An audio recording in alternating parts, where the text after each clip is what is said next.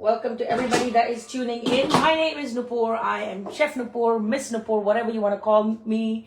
People on Google search me by curry lady, curry auntie, curry mom, whatever you want to call me. Just call me whatever you want. But remember that I'm putting mom's love on a plate and I make Indian food. That's my specialty. I also love to work more with plant-based dishes than with meat, even though I cook both. Okay, I'm a mixed half Bengali, half Punjabi heritage, so I cook food from all over the country. But I also live in Queens, New York, which is actually the most diverse borough of this world. As a result of which, I also make a lot of fusion food. So I do fusion Tex-Mex, I do fusion Indian Chinese, I do fusion Thai food, fusion anything, okay, fusion Mediterranean. So that's what I do. My name is Nupur. You can find me on my website queenscurrykitchen.com. Whatever you see here will be stored in the videos. If you go back, you'll be able to see it. But if you are on TikTok and you're watching me from there, then definitely nothing will be stored. You can catch the same video on my Facebook page because that's where it's going to remain forever and ever. Okay, so let's jump right into the first thing that I'm prepping. I have some noodles that I'm going to make. So veg lo mein is definitely on the menu. This has been boiled. I am just going to quickly drain it and wash it with cold water. That's the trick to making them not stick. And you know what? At any point, if you have any questions about food that I'm preparing, Indian food in general, or just anything related to the recipe that you're seeing, feel free to drop it in the comment. I will try my best to be aware and alert of the chat, even though I know that most of my concentration is going to be on the food that I'm actually cooking. And you'll ask me, why am I making so many dishes today? Well, it's middle of the week. And I'm basically cooking 3 to 4 dishes so that we will be able to eat for the rest of the week. I did have some time this morning to make that happen. My family owns 5 Indian restaurants in Manhattan. So we're always surrounded by food, but home food is what we love, right? So here's the lo mein. I just finished boiling it. I'm not going to take it to the sink because you won't be able to see it. I'm just going to give it a quick rinse right over here to stop the cooking process. Just good old cold water from your faucet should do it. Just give it a quick rinse and remove all of the starch. You see all of this starchy water that you see? You want to get rid of that. Good morning, Tim. How are you today? We are making a bunch of things, so you'll be very pleased. And this might be quite a long video, so if you feel like you're getting bored or you have to go pick up your kids from school or whatever, feel free to unplug and you can always come back. Okay? So I'm just giving it a quick rinse, and then I'm going to leave it at this to dry out a little bit. Now, I'll give you a pro tip. Let's say you're making any kind of noodles or spaghetti, right? How do you know it's done?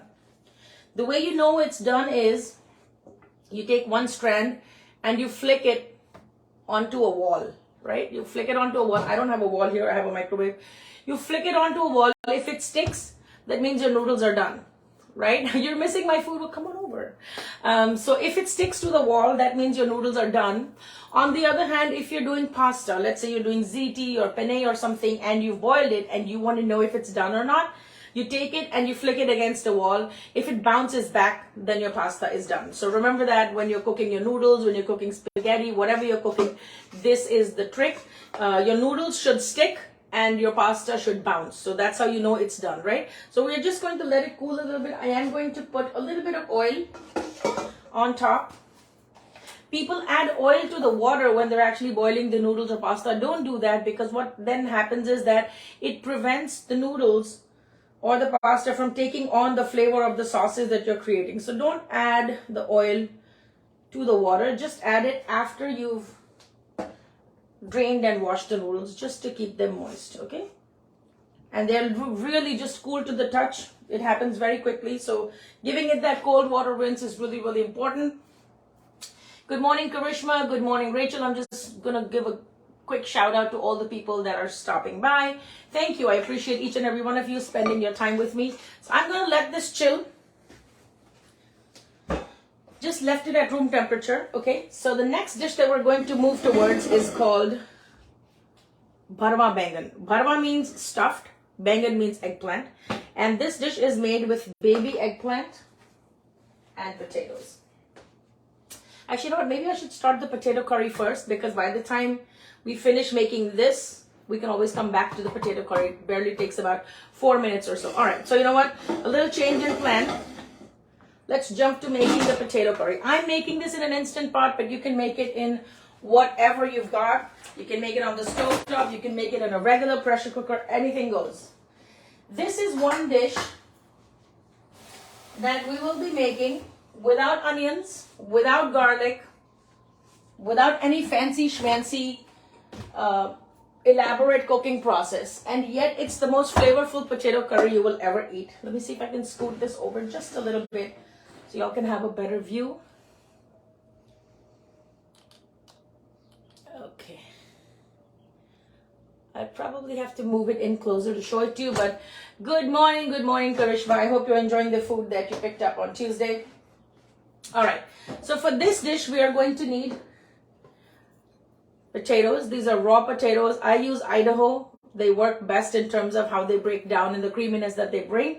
These are 4 medium potatoes that have been cut into 12 pieces. So you're going to take the potato, cut it in half, then cut it in quarters, and then tuck, tuck, tuck 4 times.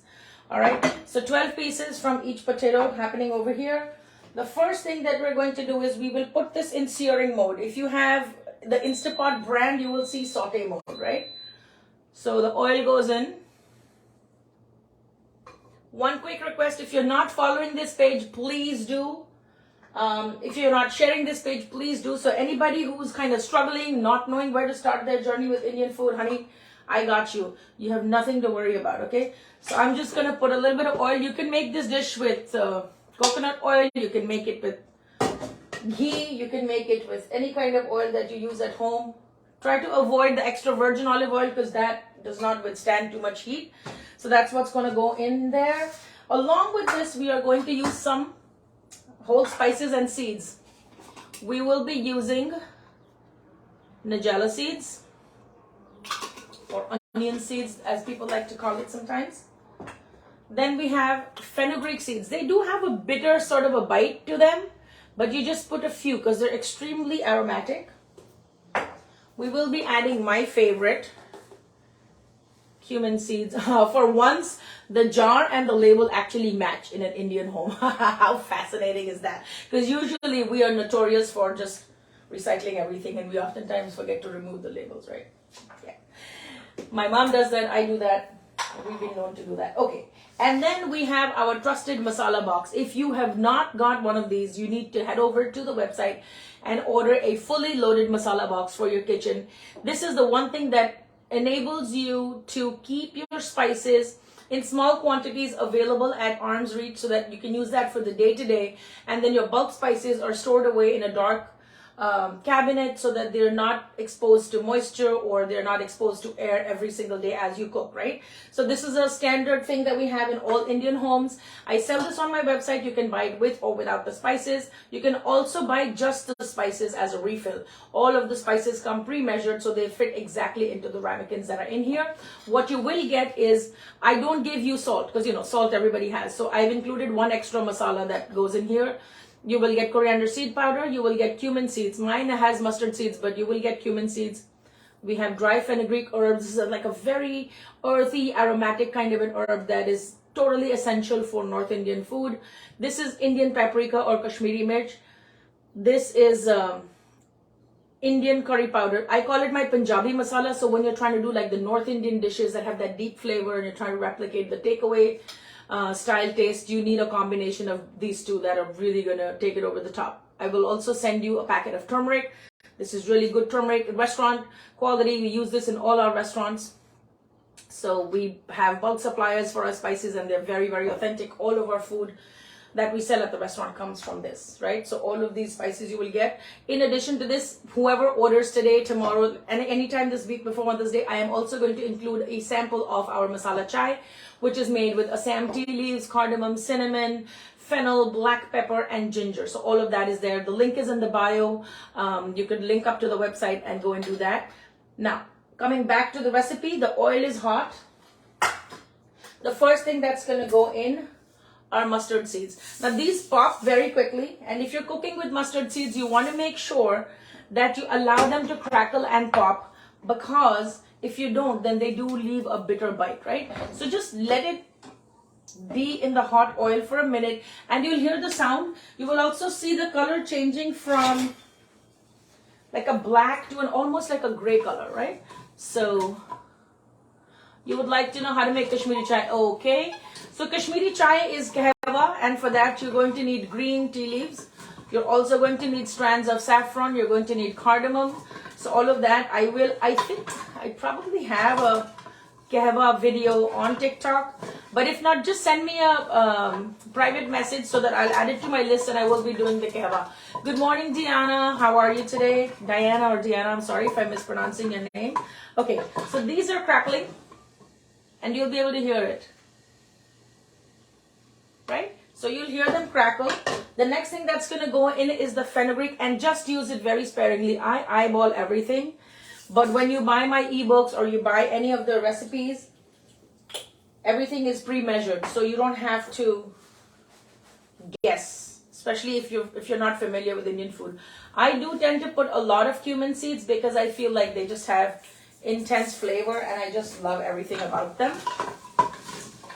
And then the thing that I'm going to put is the onion seeds or the nigella seeds. This is also called kilonji. So according to the holy book of Islam, which is the Quran, onion seeds or nigella seeds have the power to cure everything except death, which is kind of like a very intense claim, right? You'll hear all the crackling from these seeds that are going on. It's really some really good music to my ears. I'm also going to go ahead and add dry red chilies. You can use Szechuan peppers if you like heat. These are not hot. This is what the Kashmiri red chili looks like when it's dry, and then Indian paprika comes from here. So just add a couple of these for good measure. And the next thing I'm going to add is called curry leaves, right? So these are easily available in Indian grocery stores. If you don't have it, there's literally not that much of a substitute for the flavor of curry leaves.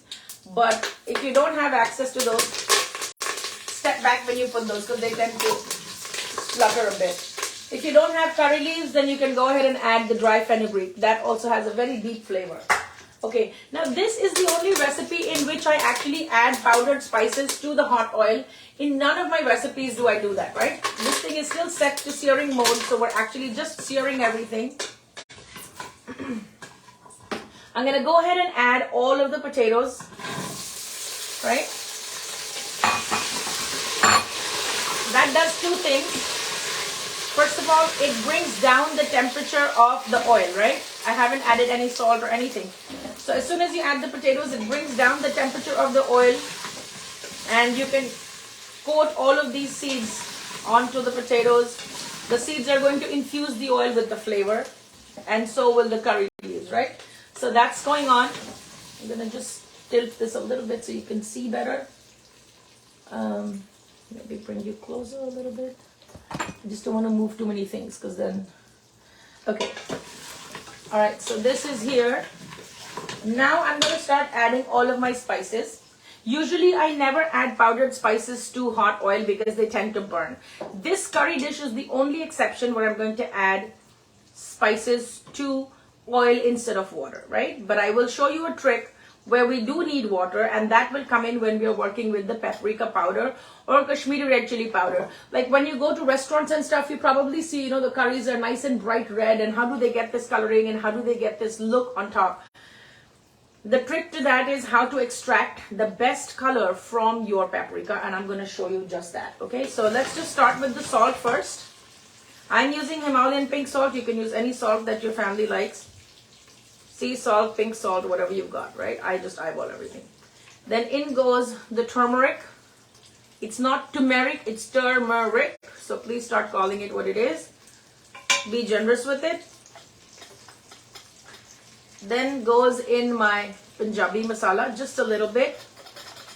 In goes the coriander seed powder. I put quite a bit of this because I like the flavor, and it also gives that thickness to your curry. Okay, then goes in the handful of fenugreek herbs. The best way to extract flavor from this is take it in the palm of your hand and then crush it like this, right? Hi Taran, how are you today? Crush it like this and add it to the pot. What that does is the warmth from your palm actually infuses and releases the oils that are happening. So just give it a quick saute. I'm going to show you what the view looks like right now for those for TikTok. I think you can see. So this is the inside view of the pot. It's still going.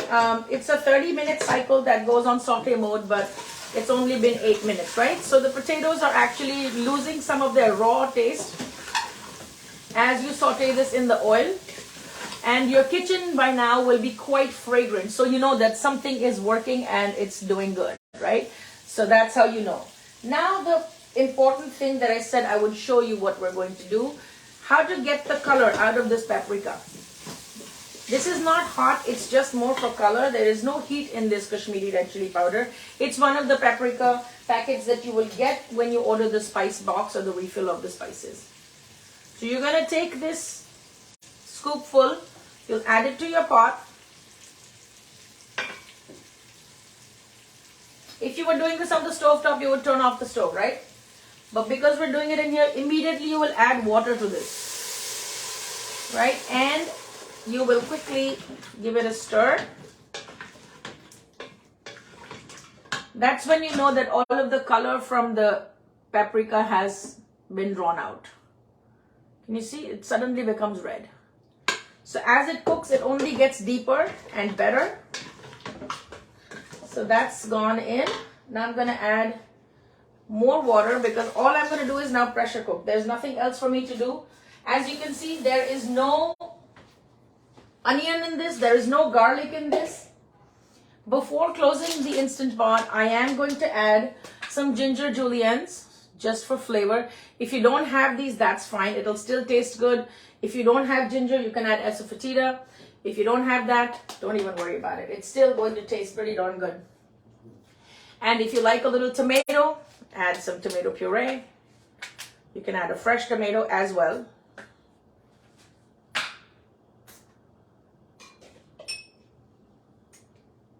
Just a tad bit. It's not supposed to be a tomato heavy dish.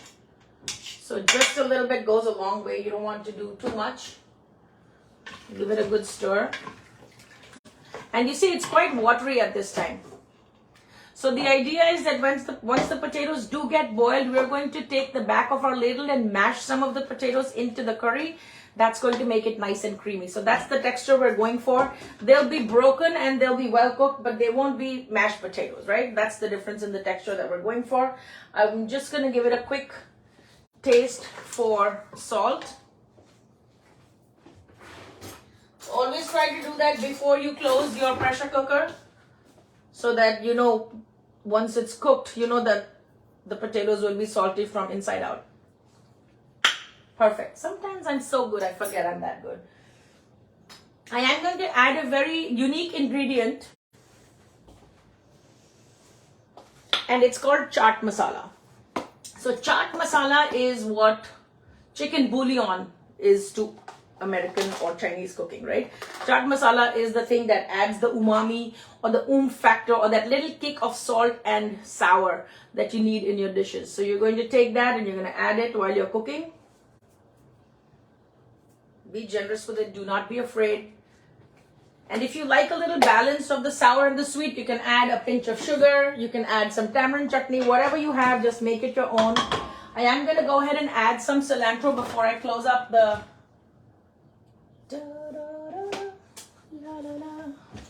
Anybody has any questions so far? Anybody wants to ask anything? Anybody wants to add anything? Who likes a good potato curry with puris on a Sunday morning? Oh my God, yes, that is a match. I will be making puris today as well. I don't know if I'm going to do it as a continuation of this live or not, but they are.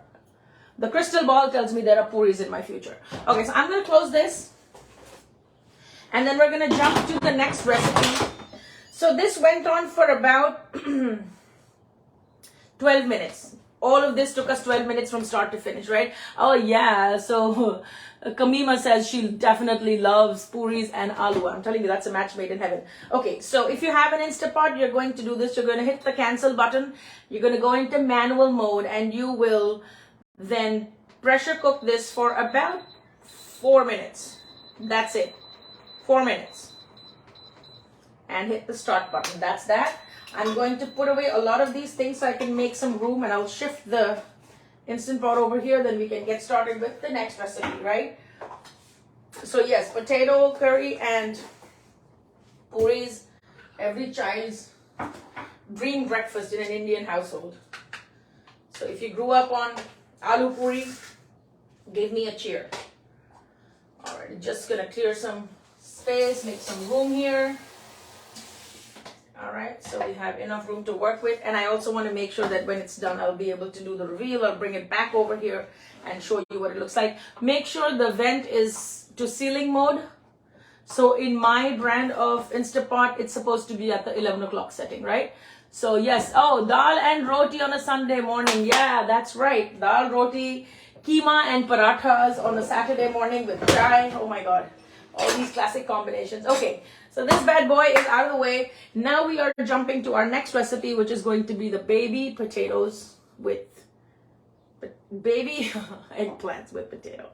My grandmother used to also do one variation on this dish. She would take these and then she would take the little baby potatoes, you know, the new potatoes that you get at the beginning of the harvest. She would take those and make those as a combination, and that worked as well because I think the cooking temperatures are really very similar. So there is a certain way to prep the eggplant for this dish, and I'm going to show you just that. Good morning, Shara. How are you? It's good to see you here. So thank you for all the people that are joining in from TikTok, and thank you to all the people that are tuned in from Facebook. So these are baby eggplants that you get in the Indian store. Sometimes you'll also get it in some Thai supermarkets or whatever. Yes, you need to order my Spice Box, honey. Go over to the website. It's all there. Just click on it. Put in your payment. You can order it with the spices or without the spices. It's totally up to you. And then you'll get a lot of mileage from all of the Indian food that you're trying to cook. Okay, so you're going to take the eggplant. If you notice, there is a narrow end which is tapered, and then there's a stout end which is the base of it. What you're going to do is you will chop off the top end. Usually they're cooked with the stems intact, but I feel like the stems have a lot of gunk and I don't want it to be in my food. So that's why I trim them off. You can keep it on, just make sure you wash them really, really well. Then you're going to cut this eggplant in a crosswise manner. So you're going to make a gash this way, you'll turn it and make another gash this way, right? But see that it doesn't go all the way through. It stops right here. That's because I'm going to use this as a holding pocket to put in my spice blend. Okay, so don't cut it all the way through. Make sure you can stick your finger in there and there's enough room. Also, what this does is when you open it, you'll be able to see if there are any bugs or whatever, you'll be able to see it. Plus, opening this side means that when you cook it and it steams, this side will cook faster and this side will take a little longer. But if it's already split in half or quarters like this, it's going to cook pretty much at the same time. So it's not going to be that half your eggplant is going to be raw and half is going to be mush. It'll totally help you to avoid that. Okay. So these are ready and prepped. Now we're going to make what is called a spice blend. And for that, again, we're going to go jump right back to our masala box. Right here.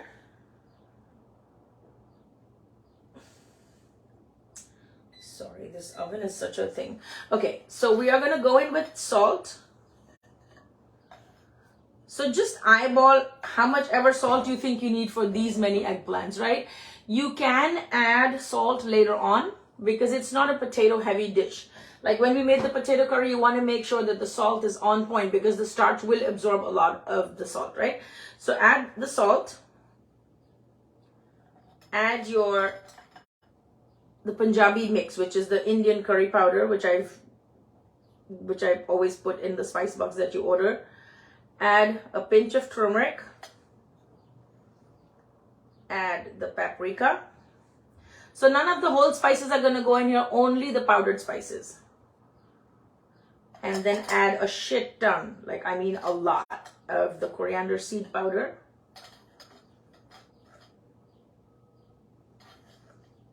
Because you do have to fill in all of these. So you are going to need a substantial amount of the powder. We are also going to add some chaat masala to this. So chaat masala is going to give it that lip smacking taste. And it's going to give you that umami that you're looking for, right? So just add a pinch of chaat. Now chaat masala is already salty in nature. So just make sure that you're not overdoing it with the salt. It's best to add a little bit of salt and then go back and add the chaat masala. Now you're gonna just give it a gentle mix with your hands. So a lot of Indian cooking actually happens with the hands. And if you go on the internet and you see people cooking, you know, with pots on the floor or with a wood fire on the floor, and ew, no, don't say that, because it's a very cultural thing. Yes, I do understand that hygiene is important, but it's also a very cultural thing that food is produced and cooked very close to the earth in a lot of ancient cultures, right? Hey John, thank you for the thumbs up. I appreciate that. I know you're tuned in. Hello Kina, good morning, good morning. Okay, so now how are you going to know if this is salty enough? It's a very simple trick. You take a pinch of it and touch it to your tongue. And if you feel like the salt is well balanced with all of the other spices, you're good. If you feel like it could need a little more salt, you can add that. I will also show you a trick of how let me wash my hands.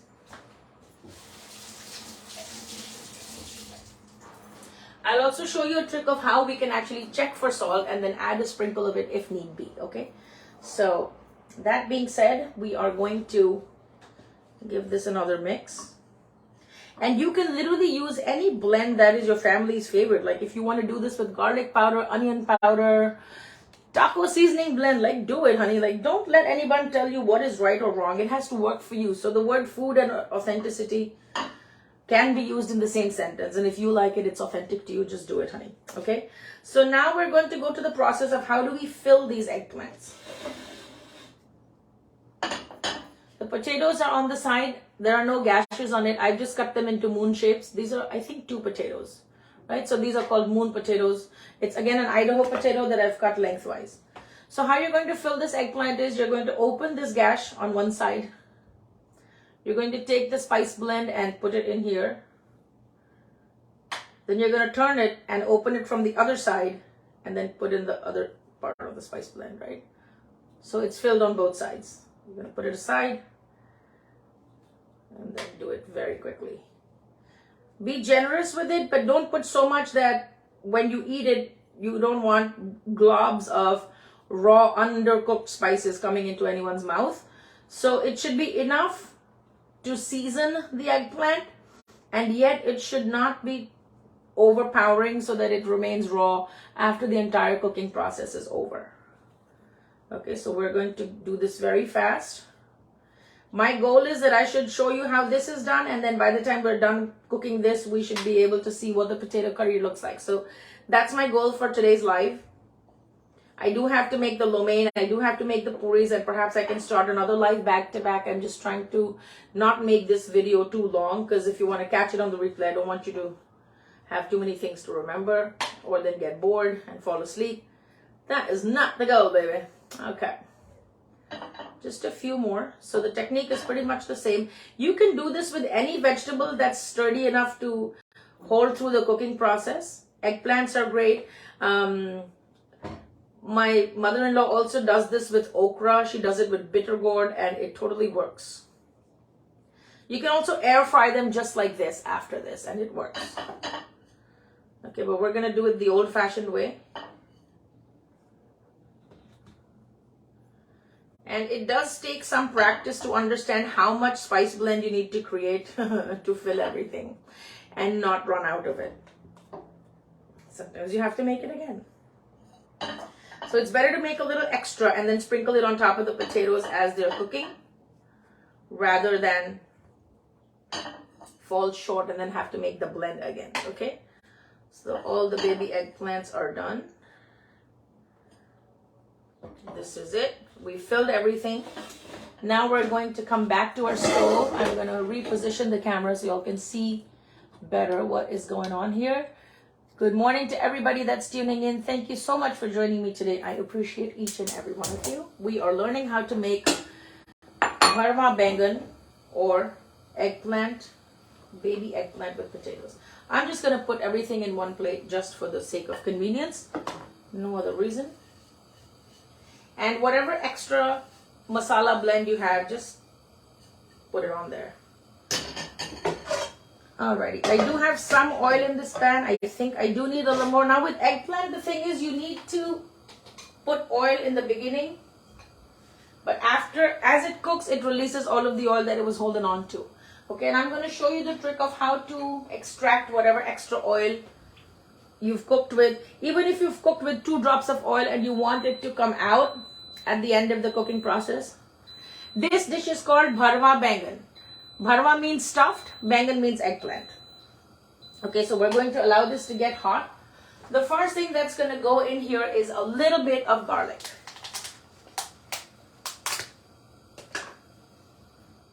Bharwa means to stuff anything, right? So whenever you do, this by the way just went off, so the potato curry is ready. I do have to wait for the steam to settle down so I can open it and show you what it's like. Alright, so the first thing that goes in, this is minced garlic. God bless all the boys in the restaurant who do my prep for me, otherwise it would be just too much for me to do alone. Right, just going to give it a little bit of a sizzle and a stir. As soon as it becomes aromatic, we are going to turn the flame down to very low. Now in Indian cooking, you will always add the garlic and the ginger and your aromatics to hot oil. Not like Italian food where you have to add the garlic to cold oil. Okay, so that's the basic difference. If you don't add it to hot oil, it doesn't help to extract the flavor and it doesn't infuse into the oil. So also you want that to be built in as a layer of flavor as opposed to being just raw garlic that stays in the dish till the end of the last bite. Okay, so just give it a gentle stir. In go the eggplants. I'm just going to line my pan. I've also made this dish in the Instant Pot. If you go to my YouTube channel, queenscurrykitchen.com, the Instant Pot recipe for this does exist. So you can definitely check it out there. I do have 3 Instant Pots, even though at home I only have 1. I have 2 others at the restaurant. Or I would have done it in the Instant Pot. Okay, so just line them up like so. So basically we have to flip them and cook them on all sides. That's kind of like the goal here. In go the potatoes. Whatever little bit of room that we have, we can just put them in. The flame is all the way low because I need the time to set everything into this pan. It's not exactly a tagine, but the technique is very similar. Even though it's supposed to be a dry dish with a little bit of sauce that happens from adding the tomato paste, etc. later on. Okay, so all of this extra spice that I had stuck to the plate, I'm just gonna go and put this on top. Now you can see the potatoes didn't really get too much turmeric or paprika, so I'm gonna go ahead and add that individually on top of this pan. Quick wash of hands. Now I'm going to go ahead and increase the heat to medium-high. I will come back in here with the paprika and the turmeric. Do not be afraid. Just make sure you cook them well. That's the only thing with spices. Don't be afraid to use them. And once you use it in one dish, you will know the potency of it. If you're using organic spices, they're obviously a lot more potent, but they also have a shorter shelf life. So just beware of these little differences. Okay. Now you're not going to touch this. You're just going to shake this pan to make sure everything settles in nicely since the heat was just increased. You can see the oil is starting to bubble around here. You are going to need a trusty pair of tongs to flip this stuff. Okay. I am going to go ahead and add just a little bit of water to create enough steam. Now you can cook your food either in steam or in oil. I prefer steam to oil because I just don't like that greasy feel, you know, when you eat something that's got too much oil in it. Eggplant by default calls for a lot of... I'm located in New York. I'm in Queens, New York, in the US of A. Our restaurants are in Manhattan, but we don't serve home-style food in the restaurants. I have my own meal delivery service for all flavor-loving New Yorkers who can order meals on a weekly basis from my website. The menu changes every week, and it's literally the kind of home-style cooking that moms make. That's the kind of food that I make. Okay, so now this is going to simmer, and we will keep an eye on it. As far as the potato curry goes, I have to wait for this pin to drop. So if you're familiar with Instapot cooking, there is a little valve. There's a little steel pin or a valve, if you can see. When that drops in, that means the pressure has been released, and that's when you can open it. Oh, you're in Long Island. How cool is that? Wow, what part of Long Island? I have clients in Long Island. In fact, Sunday I'm catering a Mother's Day brunch for somebody, and that whole family is in Long Island. 7 adults and 4 kids. Okay, so this is going to happen. Let me show you a quick overview of... should I make the noodles while I have you guys here? I think I could do that, right? Oh, Baldwin, how wonderful. Okay, so you know what? While we wait for this pin to drop, I think I'm going to go ahead and make the lo mein. Why not, right? Make the most of the time. That way you'll also feel like, hey, what did I get? I spent so much time here. And if you need to go somewhere, if you need to do something, hey, I totally understand. You can always catch the replay on my YouTube channel. No problem at all. Okay, we are going to need some basic sauces. So we need the soy sauce for this, right here. I'm gonna add some sriracha to this. That's pretty much it. It's not rocket science. I am going to chop some cabbage. And I will add some onions, and I'm gonna add some bell peppers to my lo mein. So for me, I feel like lo mein is the best excuse that you can use to use up all the vegetables that are just sitting in your fridge, right? Hi, Elle. Good morning. Good morning. Good morning to everybody that's tuning in. If you're on Facebook, don't forget to send some stars so I can continue to create the content that I create, and I can keep bringing it to you. It does take time and effort, and those stars really help. Okay, so I am going to chop up the cabbage. The onions are already pre-sliced. So into this lo mein, I'm going to use cabbage, I'm going to use onions. For lack of a work surface, I'm just going to chop it right over here. And Elle, thanks for the follow. I appreciate that. Okay, so just, this is I think a Savoy cabbage. I do have to make about 2 to 3 portions, and I've seen that even if the lo mein that you had to begin with was not a lot, once you add the vegetables, it just really becomes a lot. And so then you'll be eating it for very many days. Okay, this is that curly cabbage. I think it's called Savoy. I don't know if you remember how much lo mein. Did you want to see the brand of the noodles that I bought? I can show you that as well. Okay, let me show you that because a lot of people have questions about that. Okay, so this is done. I'm going to set this aside. Let's just quickly take a look at how the eggplant is doing right now as we speak. Just give it a good shake.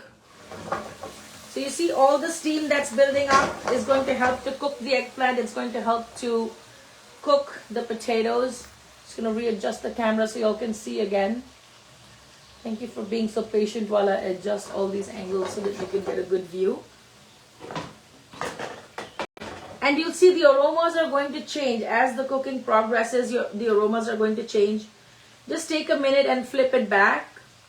Flip it over so that it'll cook evenly. And you'll see that they're starting to glisten. They're starting to get charred. The skin is starting to blister a little bit. So you know that the heat is getting to all of the sides of the eggplant. So we will do this process about a couple of times. So we will keep a close eye on it. And the less you mess with it with a ladle, the better off you are, because then you know it's not going to break and it's not going to...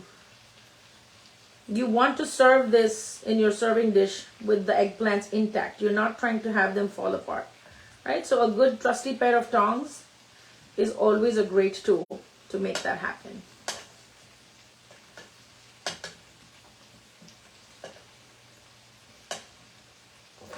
Just give it a good shake. There, I can see that there is still moisture at the bottom, so this should be good. I don't need to do much at this time. And if you feel like the potatoes are overcrowding, just give it a gentle nudge. Just work from the sides. Don't go ahead and break any of the eggplant, okay? And make sure the eggplants are directly in contact with the surface of the wok and not sitting on top of any potatoes, because then they won't get any color. Okay, so this is done. We are going to go back to observing it and letting it be. We will start with the lo mein. I definitely want to show you the brand of lo mein that I've used. And I'll also show you where I bought it from. So I try to use not too many exotic ingredients so that if anybody's trying to cook, they shouldn't have a problem or stumble upon some roadblocks because they can't find something. So this is the brand of lo mein that I use. It's called Champion, and it's called Chow Mein, and it's 100% vegetarian. It has no eggs in it, and I bought it at Food Bazaar. This is like a West Indian, it's a Guyanese product from the West Indian supermarket. So if you live near a West Indian grocery store, if you live near a Food Bazaar, get it. It's 100% vegetarian. There are no eggs in it. So I love the texture of this. I love the taste of it. It has that slightly yellowish color. That's pretty much also the kind of lo mein that we get in India. If you don't have anything, you can make the same recipe with spaghetti. You can make the same recipe with buckwheat noodles, whatever you have on hand, honey. Just use that, okay? Now, bringing you back to the noodles that are cold. You see how each strand is standing apart and not sticking to anything? Every single strand is individually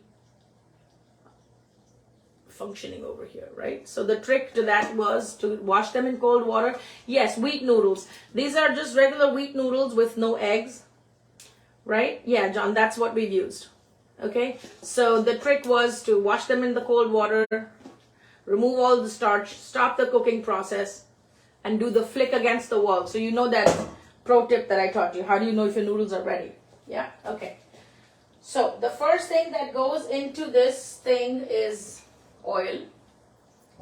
And if you have a nice wok, that's great. I have this wok which has got a flat bottom, which I absolutely love. And you can see this is broken. It has seen better times. But I'm not ready to part with it because it's so well seasoned and I've had it for so long that I'm absolutely in love with it. You know what? Maybe I should move this closer to you guys and bring this over here. Let me do that. Okay. Yep. Okay, this can be on medium high. And this way you can get a really good look at what the noodles are going to look like. Okay, so now wok 101. There is something called quick cooking, but remember, even if it's called a stir fry, you don't want to constantly stir it. You're trying to basically char everything that you're putting in there so that it'll have that wok flavor, okay? So the first thing that goes into any Chinese dish is the aromatics. So the ginger will go in, garlic will go in. I am going to put my ginger juliennes, even though for this dish it's preferable if you have ginger paste or grated ginger. I just don't have the time. Yes, this is a wok. And it's a flat bottom wok with a hex clad pattern, which is really cool. So it heats up really nicely. It gives a nice char to my, especially when I'm making things like mushrooms or whatever, it really gives it a great texture and feel. Okay, so we're going to saute this just for a brief few moments till it's aromatic. Keep the heat medium to high. How many people love Chinese food? I love Indian style Chinese. I like any kind of Chinese. Even when I went to China, oh my God, they are the master of broths and sauces. No kidding. Don't forget about my friend over here. Give it a gentle shake. Right? Okay, so now this is nice and aromatic. What I'm going to go ahead and do is add the onions. Step 1. Okay, this is also an aromatic, so add that ahead of the game. Do not be shy. If you don't like onions, you can add scallions. You can add carrots, whatever you need. Not everybody is a fan of onions. I love onions and everything, so I'm okay. Now I'm going to go ahead and add some bell peppers, not very many, just because I want that flavor to go into the oil, right? Work as quickly as possible and push this to the back, right?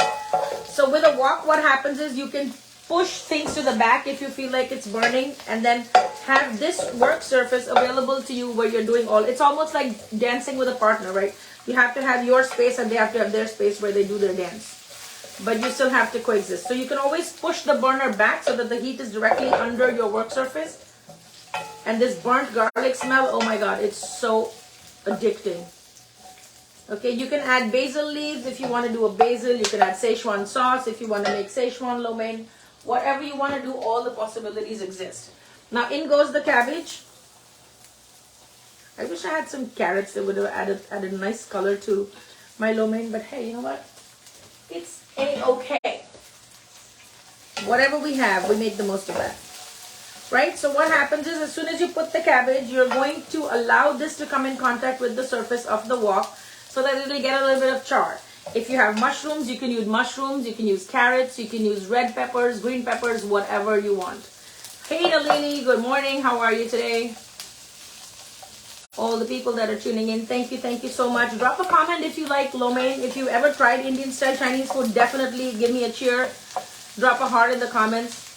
Okay, so now what's happening when you do this? When you push the thing you added first, when you push it to the back, this continues to char because it's still in contact with the hot surface, whereas this is developing a new char because it has a different cooking time.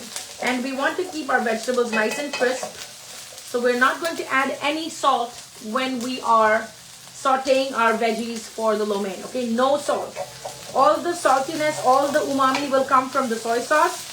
You can add some chicken bouillon, you can add some veggie bouillon, you can add mushrooms, but don't add any salt to the vegetables when you're sauteing them. That's the trick to keeping them nice and crisp. Hello Penny, thank you for the follow. Thank you for all the people that are following me from TikTok. I appreciate each and every one of you. If this is your first time on my live, don't let it be your last, because I definitely want to see you here. Okay, so the cabbage is getting nice and charred. I can see, I just lifted it up a little bit. The heat is medium to high. This is my wok burner, and this is also my flat bottom wok. If you have a round bottom wok, you may need to put the stand on top of this burner so you can actually get it done, right? So I'm just going to give it a gentle lift and see what is going on. You can see the so once that is done and you know that you don't want the cabbage to cook further, you're going to take this thing from the back and bring it on top of this that you have already charred, right? So now what happens is the garlic stops burning and the cabbage at the bottom continues to build that char and that depth of flavor, and it's also soaking up all the prawns or the flavor molecules from the wok that have been captured in this hex pattern, this flavor that was released by the combination of the ginger and the garlic and the bell peppers, right? So just give it a gentle spread. Give it a couple of seconds. I am going to add sriracha for a little bit of heat. If you don't like heat, you can totally skip this step. If there's any other chili sauce of preference that you have, definitely go and add that.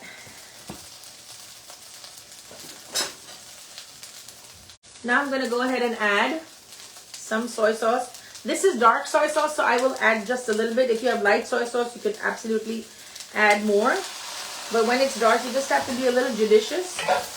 Give it a stir. We are not trying to cook this anymore because we want it to still be crisp when we remove it from the flame. Oh, the insane aroma that gets kicked off as soon as the chili sauce hits the oil is insane. So in India, they also add ketchup to their lo mein, and you can do that if that's what you like. Hi, is that for a diet? No, this is not for a diet. This is just a vegetarian lo mein that I'm doing. And it's for my family. There's no specific diet. It's just a vegetarian version. If you eat eggs, if you eat chicken, you can do the same thing with chicken. You can do the same thing with shrimps. Just saute the protein first and take it off the flame.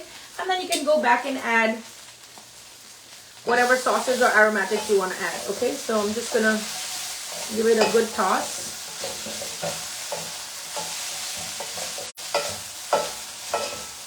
Just remember, I have not added any salt yet. And you can see, even though my soy sauce was dark, there's definitely room to add a little more dash of soy sauce.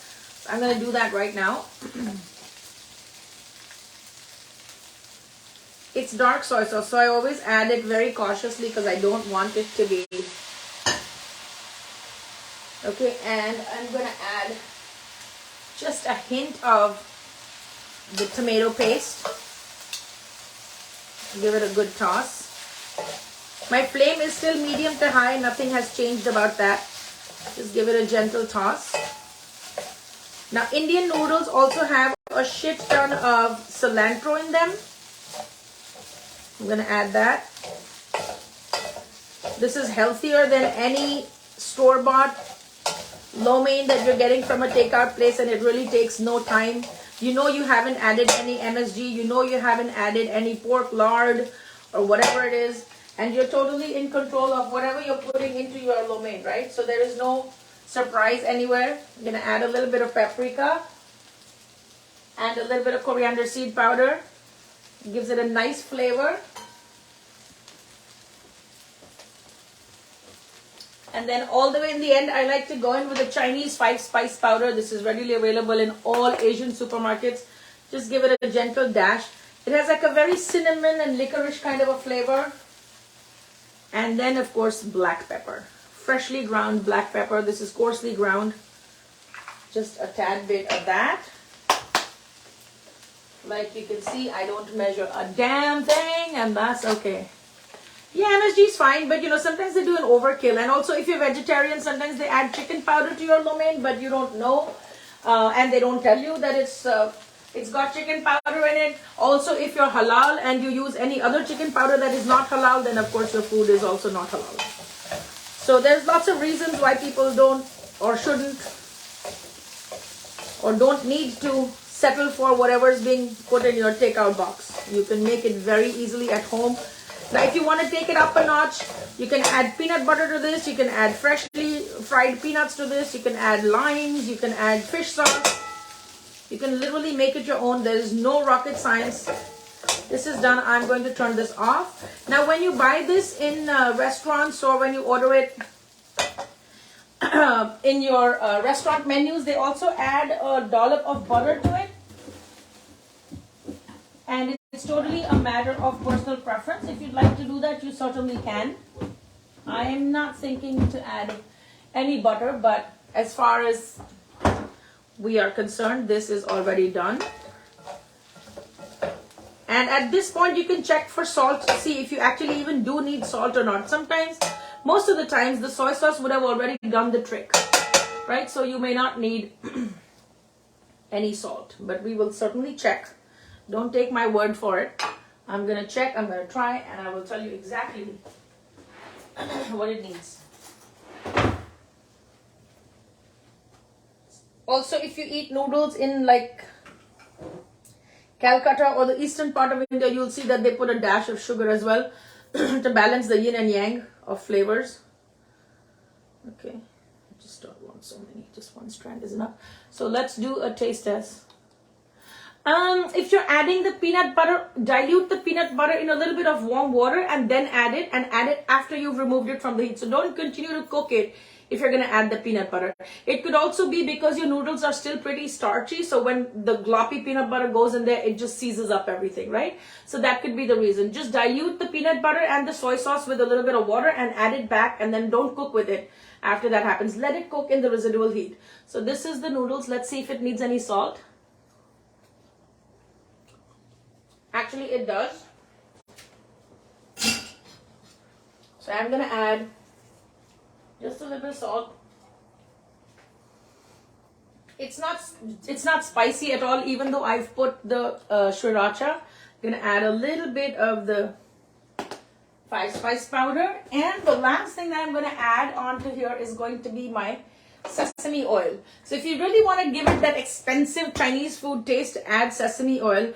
And I'm telling you, once you start making fried rice or lo mein at home, in any other oil except for the canola or soybean oil that they use in the cheap Chinese takeout places, you will never want to eat Chinese takeout again from outside. Because just the difference in choosing the oil in which you're cooking it makes a whole difference in the taste, and the like that canola or corn oil, whatever they use, has a very weird kind of an aftertaste. And it has a very lingering smell, which is something that hits you. As soon as you walk into like a Chinese takeout place, that hits you. That's what it is. Right? So you can actually make this and you can leave it. If you have vegetarians and non-vegetarians in your home, you can saute the chicken or the shrimp separately. And then when you're serving it, you can just toss it together and that should, yes, oh my God, I use the Japanese brand because it has that nice smoky flavor. You know, it's that deep sesame oil and it's got that really nice smoky flavor. So this is DDD done. We are already done. I'm going to add one more dash of cilantro. And one trick to keeping this really garlicky is that just after you remove it from the heat, add a tiny, like a really tiny dollop of freshly grated garlic and just toss it in. So it makes your noodles very garlicky, and the warmth from the noodles actually just tempers the garlic enough to stick to the noodles, right? And you can see each strand is just individually standing, nothing is sticking to each other. And the trick to that is to have the high heat, not to overcook your vegetables. All of those tips and tricks that I taught you, just stick to those and you'll have the best tasting noodles. Okay, so this is done. I am going to remove this from the flame. I'll go back to this and show you what that's looking like. And I'm going to show you the potato curry. I think the pin has dropped. Okay, we are on a cooking marathon today. Oh my God. Okay, coming back to Mr. Eggplant. Now I'll show you what's going on. Are you hearing the sizzle on this? Right? So this also tells me that the water has evaporated.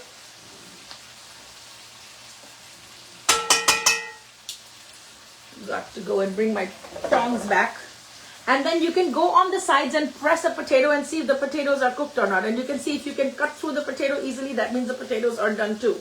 So that's telling me that there is no more reason to keep on overcooking it. But when I look at the eggplant, I see this side is cooked and this side is still white. So I'm going to flip it face side down. So put the raw side down. This is the second flip that we're giving it, half and half.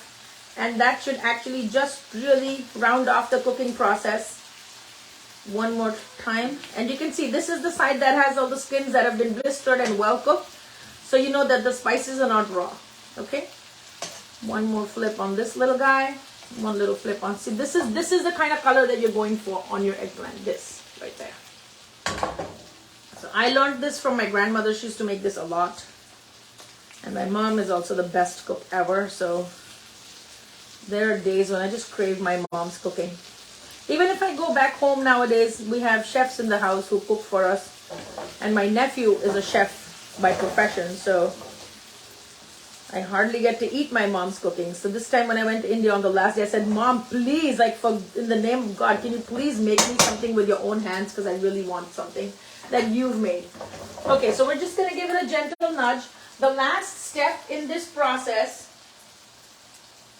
is to take some tomato paste and just drop it into the oil wherever you see some space. It's not a very tomato heavy dish.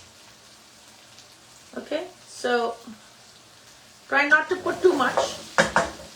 And also try not to touch the stuff too much. So give it a gentle nudge. I'm going to add just a little bit of water to buy some time so that the undercooked eggplant can cook on all sides. Don't add as much as you added the last time. That's not required now because it's almost near doneness. Thank you, John. Thank you for your kind comments. I appreciate that. A little more cilantro goes in. This would also be a very good time to add some chaat masala for that umami and for that kick. You can add some black pepper. It definitely aids the absorption of the turmeric that you've put in. Right? So whenever you make anything with turmeric, make sure you add generous amounts of black pepper. I am making baby eggplant with potatoes. These are stuffed eggplants. We just finished making a veg lo mein, Indian Chinese style. And I have potato curry in my Instant Pot, which I'm going to reveal right now. So thank you for joining in. I know you are a little bit late to the party, but I don't want you to miss out. I'll show you the noodles that I use. I just showed them, but I'm happy to show it to you again. So these are our noodles. I do like to add a little bit of vinegar or lemon juice just before serving, so that, you know, it's a nice balance of sweet, sour, tangy, salty, everything. So the brand of noodles that I use are these. They're called Champion. And this is a Guyanese, it's a brand from Guyana. I bought it in Food Bazaar. So if you live near like a West Indian supermarket or a Guyanese supermarket, I think you'll get these. I cooked it in boiling water and then I drained it out and I rinsed it in cold water. These are 100% vegetarian, it has no eggs. So if you have an egg allergy or you don't eat eggs, then this would be the best way. I think the packet costs about $2.19 or like some ridiculously low price. If you don't have these, you can also make buckwheat noodles. If you have a gluten allergy, you can do the same thing with rice noodles. You can do buckwheat noodles. You can do, what is that? The shirataki. You can make the same thing with that. Okay. Yeah, so that's the noodles I use. So we did the lo mein. We're towards the finishing touches on the eggplant with potatoes. Now I'm going to show you what the potato curry looks like and how do we give it that final finishing touch. So all the people who have patiently stuck out with me, just send me a DM and I will send you a link to the free chana masala download from my website just for hanging in there with me, okay? So are you ready to see the potato curry? I have to bring it over here so I can show you what it looks like. The pin has dropped on this Instant Pot, right? Just send me a DM and let me know your name, or I'll just send you a link. If whatever messages I see on my DMs, I will send you a link to the chana masala downloads. It's an absolutely free download from my website and it's made with very simple ingredients, so you can actually make it. And even if you've never tried Indian food, it's very easy and simple to follow as a recipe. It doesn't call for 100 million ingredients, and that's the fun of it. Okay, so I'm going to take this thing out of the actual cooker so you guys can get a better view of what it looks like. Okay, so this is what it looks like. You know we put enough liquid in there when we started this process. Let me show you what it looks like here. You see this? It's nice and golden. It has a little bit of the red color from the paprika. And you can see it's still pretty watery, right? You see how watery this is? Now comes the best part of this process. You are going to take either the back of a ladle or you're going to take a potato masher. The first thing to do is to ensure that your potatoes are cooked, right? So we did 4 minutes in the Instant Pot and you can press them and see they're well cooked. Also, one way to know if the potatoes are cooked is that they will not have any sharp edges, right? So once you know there's no sharp edges, you know that your potatoes have cooked well. Okay, so we're going to remove this. You're going to go in and just gently break up these potatoes into smaller pieces. Don't break everything. We're not going for mashed potatoes. It's a very gentle, just do it with a very light hand. And don't overdo it. That's the thing. Okay, now I'm going to bring in a ladle, or maybe I'll just plate it and show you what it looks like when it's plated. Maybe I should get you a white color bowl so you guys can really appreciate the color of the dish. Okay, right, so I'm going to serve it in a white bowl so you can actually see what it looks like. And you can actually also simmer it for a few more minutes so that it'll be nice and creamy. If you don't have the time, you can let it sit. It will become creamy over time because that's just how potatoes function. Right, so in all its glory, I present to you a very humble potato curry. Here's the red chili that we put in. We are going to garnish this with, of course, cilantro. One moment, I have to get my hands free for this.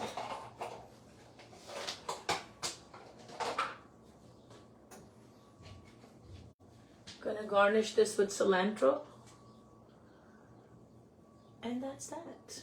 Okay, so this is your potato curry.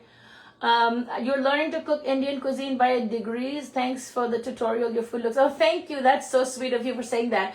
John, if you head over to my Facebook page, there's a lot of Indian cooking tutorials that I've done in real time. So you can literally just cook along, save those videos, keep referring back to them because you can actually cook along and you learn to cook by intuition rather than by recipes, which is what really Indian cooking is about because a lot of it is seasonal and the produce that tastes a certain way in December doesn't taste the same way in February, even though in America we get everything all year round. So this is our potato curry. If you like a little bit of sourness to it, you can add lemon juice, you can add some tamarind juice to the curry, but as far as I'm concerned, this is ready. My mom would personally add a little bit of sugar just to balance the sharpness of this. If you added asafoetida to it, it'll have a very distinct flavor. Also, before serving, you can choose to add a little more of the dry fenugreek herbs, a little garam masala, and some crushed red pepper flakes. So those are some of the good things that you can add to this. I will be frying puris after this, but I think I'm going to do it on another live. I know I've held your attention for a long time, and I need to allow you to go without feeling guilty. Okay, so that was our potato curry for today. I am going to go in and show you a quick close-up of what the baby eggplant looks like, right? So I'm going to lift the cover. You can see all of the additional moisture, water that I added is gone. And what you see here is just the oil. You see how the oil is separated? So John, remember this tip. Whenever you cook Indian food, when you see the oil separating and leaving the pan or coming away from whatever you're cooking, that's when you know your dish is either ready for the next step, or then you know that your dish is completely cooked. Okay, so those are the two ways that you know your food is ready to be ready for the next step. So let's say you're sauteing onions and garlic and you see the oil separating from the onions. That means they're caramelized and you're ready to add the tomatoes. When you add the tomatoes and again you saute them for a few minutes, you will see that the oil has separated. Then you know it's time to add the next thing, right? And if it's a final dish that you've covered, whatever little bit of oil you've put, just cover it and put it on the absolute lowest setting for 2 to 3 minutes. All of the remaining oil will be pulled out from the food, so you don't have to ingest it. Okay, so this is all done. You can check when you press and squeeze the eggplant, you know it's fully cooked, right? Be very gentle with it, and then we're going to lift it out with a very, very gentle hand. Let me get a serving dish and plate it for you, because I feel the fun of food is once it's plated, right? So honey, let's do this. Who wants to come over and eat this right now with hot rotis? La, la, la, la. And sometimes, you know, the way you plate it, you can plate all the eggplant on one side with all the potatoes on the other side, or you can just plate it all together. Whatever makes you happy, just do it. Make it your own. Don't let anybody tell you the right or wrong of how food should be eaten or served. It is your party. And you make the rules, baby. Okay? So there we go. And don't forget to scoop up all this goodness at the bottom with that paste that's been made with all the spices that leaked out of the eggplant, the little bit of the tomato paste that's already in there. So definitely get in there. Get a scoopful of that. Right. Alrighty. Okay. And so we will, of course, garnish this with cilantro. You know, some people actually also put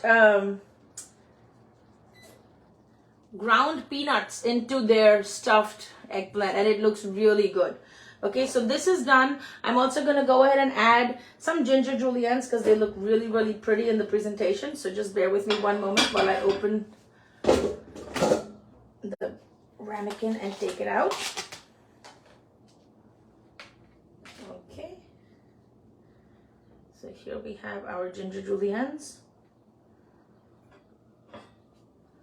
There you go. This is our second dish for the day, which is the stuffed baby eggplant with potatoes, and it's really, really good. Now, if you were to cook this in the Instant Pot, you would follow everything that I did, but as soon as you would put the eggplant into the hot oil and give it a gentle stir and shake it a little bit, just add the moisture and pressure cook the whole thing for about 3 to 4 minutes, and then do a natural pressure release. All of your food will be well cooked. If you feel like there's still a lot of liquid at the bottom, then remove the eggplant from the top of the Instant Pot, and then just add in the tomato paste to create a thicker curry, and then take it off and spoon it over this. Okay, so this is what we learned today. I am going to go live on another video after I get out of here to do the puris. I'm going to be frying the puris live, and I'll take some questions if you have any about Indian food in general, or anything that you want to know about frying puris and Indian breads.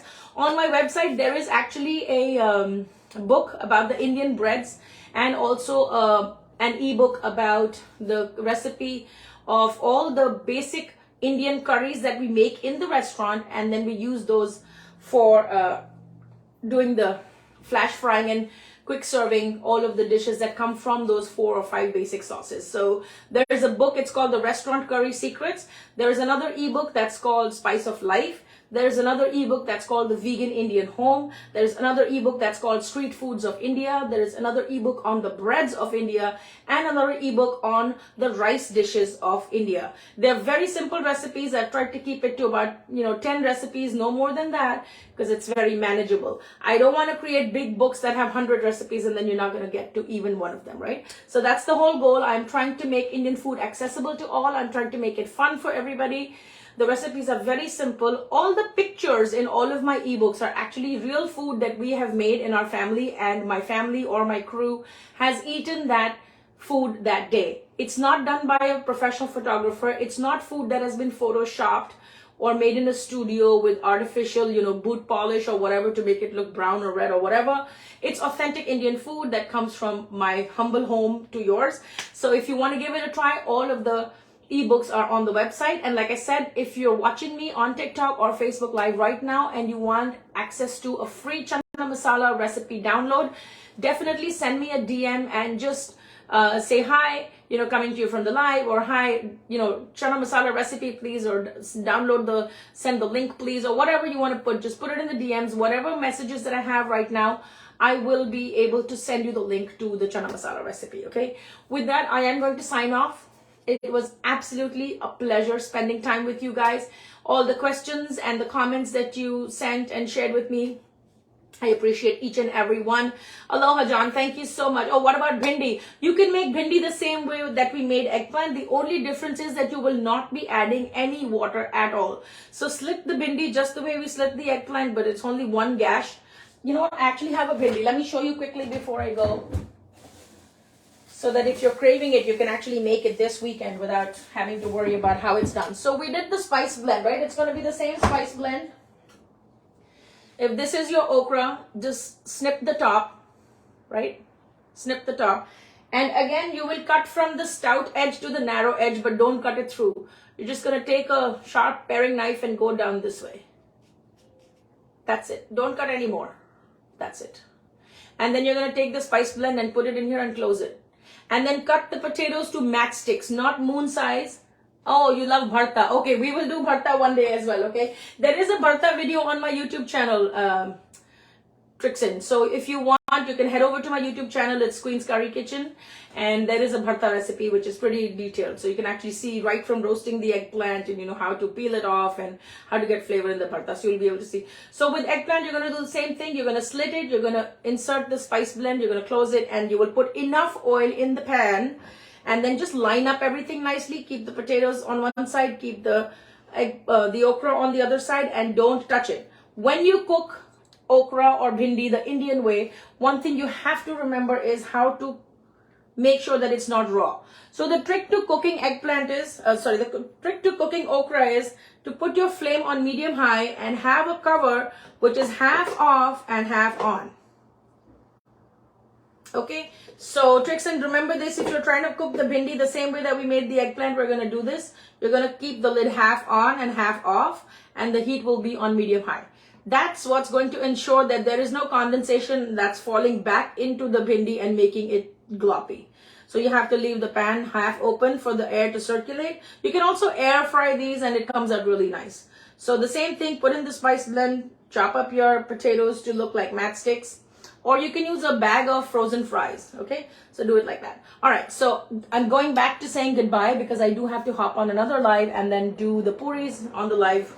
I have to clean up this space and get all that going, and I have to go to work. So anyway, thank you so much for joining me today. I appreciate each and every one of you. If you have any questions, definitely send a DM. You can also email me. My email is queenscurrykitchen@gmail.com. You can find me there. All of the books, the resources, the spices, the masala box, everything is on the website. If you want to take a one-on-one class with me, you can do it online from anywhere in the world.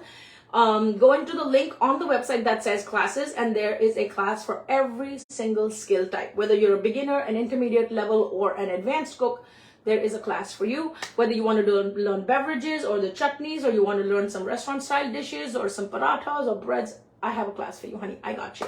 All right. So with that, I'm going to sign off. I will see you again soon in another live video. Definitely keep your notifications on so that when I'm on live next time, you will get notified that I've been here, and you can hop on really quickly so you don't miss out your journey to Indian food. Thank you so much for joining me again. If you want that download for the chana masala recipe, send me a DM and I will make sure you have that link in your inbox right away. Okay. Thank you so much again. Take good care. Bye-bye.